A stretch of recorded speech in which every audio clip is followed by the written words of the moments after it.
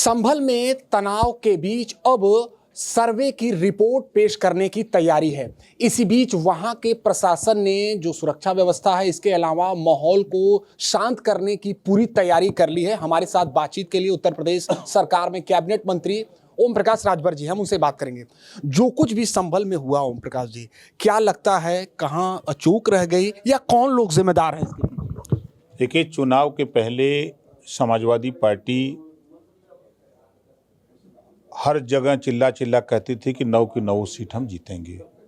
उनका अति उत्साह, मैं बार बार कहता था कि धैर्य रखिए, रिजल्ट आने दीजिए, आपको मालूम हो जाएगा। तो 2 वो जीते, 7 हम लोग जीत गए। चुनाव से हार पचा नहीं पा रहे हैं।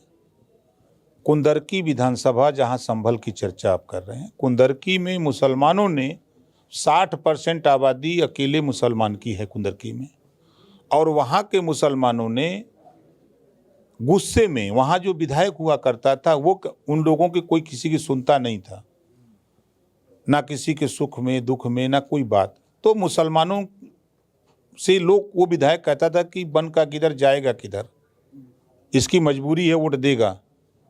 तो उन लोगों ने कहा कि ठीक है, तो हम सबक सिखा देते हैं। तो वहाँ के मुसलमानों ने बड़ी संख्या में वोट बीजेपी को दे दिया। तो जब बड़ी संख्या में वोट बीजेपी को दे दिया तो समाजवादी पार्टी हार गई।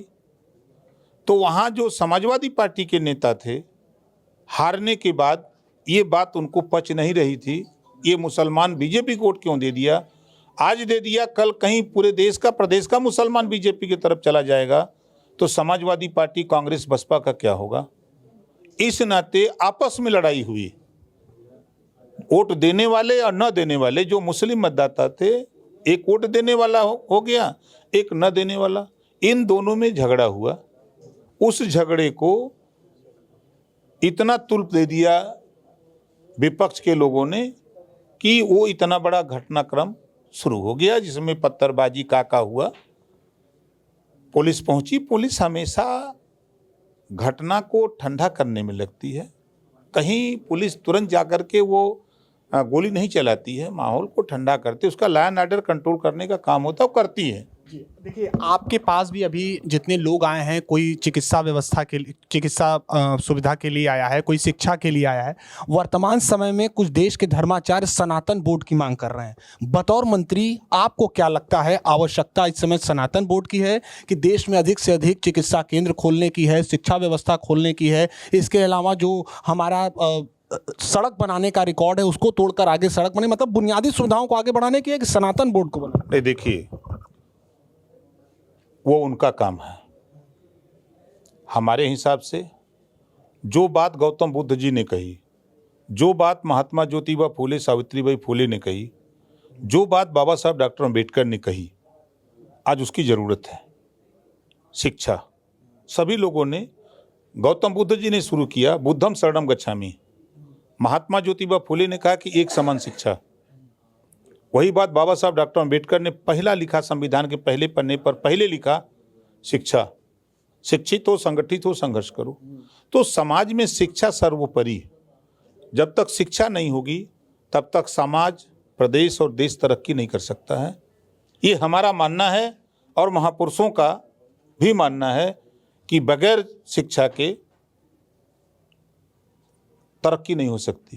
यानी पहली प्राथमिकता शिक्षा होनी चाहिए और बुनियादी सुविधाओं को। दूसरी, शिक्षा के बाद स्वास्थ्य की चिंता, कि आदमी अगर स्वस्थ रहेगा, बीमार है तो इलाज की व्यवस्था, उसकी चिंता।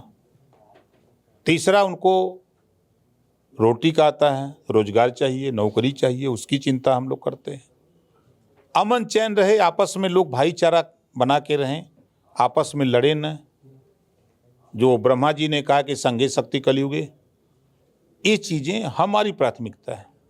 अब ओम प्रकाश जी, अब देश भर में कुछ ऐसी बातें चल रही हैं जिसके आधार पर विपक्ष का ये सोचना है कि माहौल पूरी तरीके से जो वर्तमान सरकार है उसे खराब कर दिया है, बातें कुछ और होनी चाहिए, देश को भ्रमित करने का प्रयास हो रहा है। हम बात कर रहे हैं धार्मिक स्थलों पर सर्वे की या फिर तमाम बैठकों की, तो आपको क्या लगता है?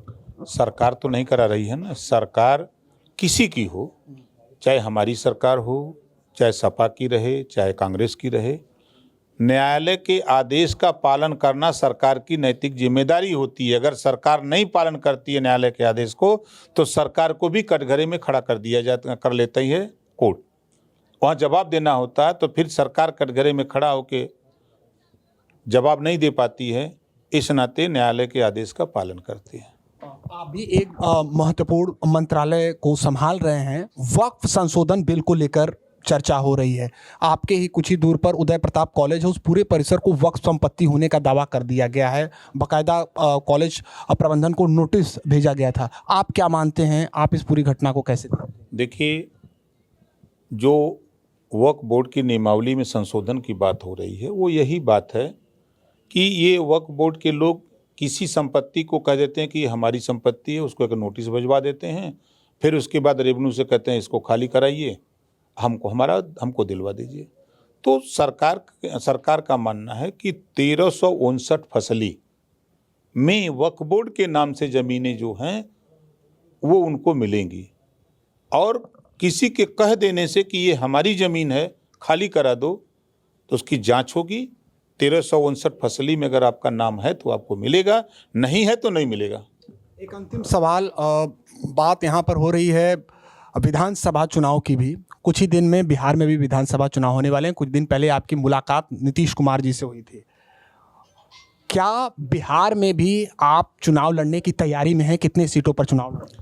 10 MLA 3 मिनिस्टर पैदा करने के लिए हम काम पे लगे हैं। आज जा रहे हैं फिर बिहार, और हमारा कार्यक्रम नक्सलाइट वाले बेल्ट में औरंगाबाद अरवल में कार्यक्रम है। कल कम से कम 50,000 ओरिजिनल भीड़ होगी, और देश की राजनीति में केंद्र बनेगा अरवल औरंगाबाद, जिसको नक्सलाइट बेल्ट कहते हैं। वहाँ राजभर जा रहा है, कह रहा है कि देखे कितना बम बारूद गोला है। सीधा ललकार दी है। और क्या, डर गया वो मर गया। यानी बिहार में भी अब आप चुनाव लड़ने की तैयारी में हैं 10 सीटों पर, या कितने? 10 MLA पैदा करने के लिए कम से कम 25 सीट लड़ेंगे समझौते में। यूपी में न समझौता है, वहाँ फ्री है, वहाँ चाहे जैसे चाहे उसे करें, नहीं गठबंधन करें। यानी फ्री हैं तो मतलब अगर मान लीजिए नहीं मानते हैं तो आप लड़ते से भी कर सकते हैं, समझौता करके लड़ेंगे। लक्ष्य लिए हैं कि नहीं हमको जीत के देना है और सरकार बनवाना है, वहाँ हर हाल में 25 सीट पर लड़ेंगे। बिल्कुल लड़ेंगे। बहुत शुक्रिया बातचीत के लिए। तो हमारे साथ थे उत्तर प्रदेश सरकार में कैबिनेट मंत्री ओम प्रकाश राजभर जी, जिन्होंने तमाम मुद्दों पर बेबाकी से बातचीत की।